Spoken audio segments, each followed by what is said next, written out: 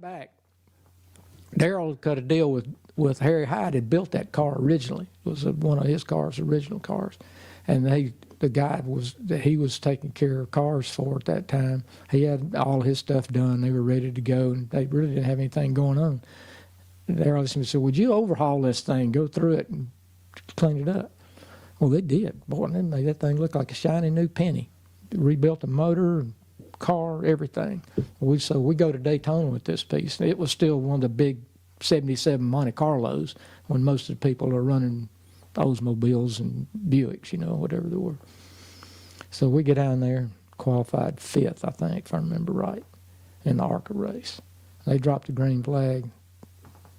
I went right through these guys, took the lead, led most of the race, had everybody but one car a lap down. The one that was in the lap was the past year's champion, ARCA champion. Yeah. So he's just been hanging on the back of me, and I've been dragging him the whole race. At Daytona? At Daytona. Wow. Okay.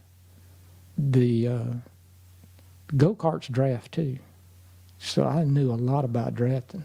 Okay. And these big cars drafted a lot easier than go-karts. Yeah. A lot okay. better. Yeah. So I took that big car and just went to the front with it. Nothing flat. So anyway, they had a huge wreck.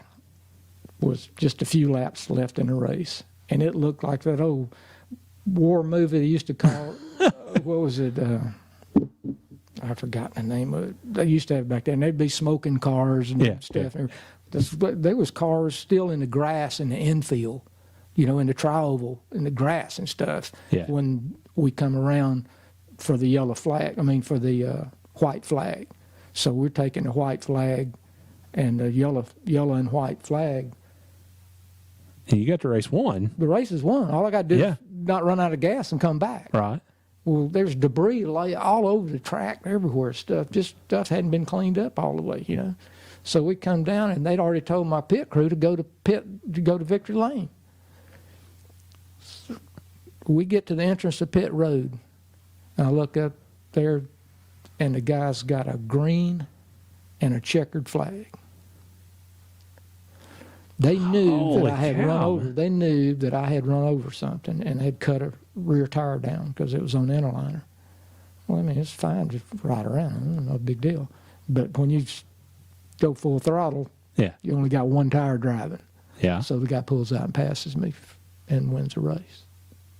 They give him the race. So the green flag was for like a few hundred yards. That's what's not. That's it. That was it. The drag race. Really? Yeah. Did you ever get an explanation for why that was, or was that something that happened back then? Dick Brooks was one of the announcers. That's all you need to say there. I got his voiceover. Dick has some real good comments. Well, if you want to later, I'll let you listen to it. Yeah. But no, it was not. He said, "I've been around racing a long time. I've never seen anything like this." He said, "There's going to be some hot people there in the garage here." Well, that's they never finish never let them finish under the yellow as long as you're racing for ARCA, I guess. So they let them run at the end. I'll tell you, I know somebody over the pit's going to be mighty hot. But that was my introduction. I knew that I'd probably ruffle a lot of feathers, and Daryl was he was really upset that I was getting that kind of treatment, and having done so good. And now, what had you done to ruffle feathers necessarily? I think just the crashing and like in Atlanta, the deal at Atlanta, acting a fool, and doing that, and then that really would have been the only thing there. Okay, all right. And I probably not tell anything else. It's just between me. It's just between me, you, and a few thousand listeners or whatever. There's some, there was other issues, but not, just stuff happens. So anyway, that was a cruel way to start out. Yeah. It would have been really cool if I'd won the race. Won my first race at Daytona.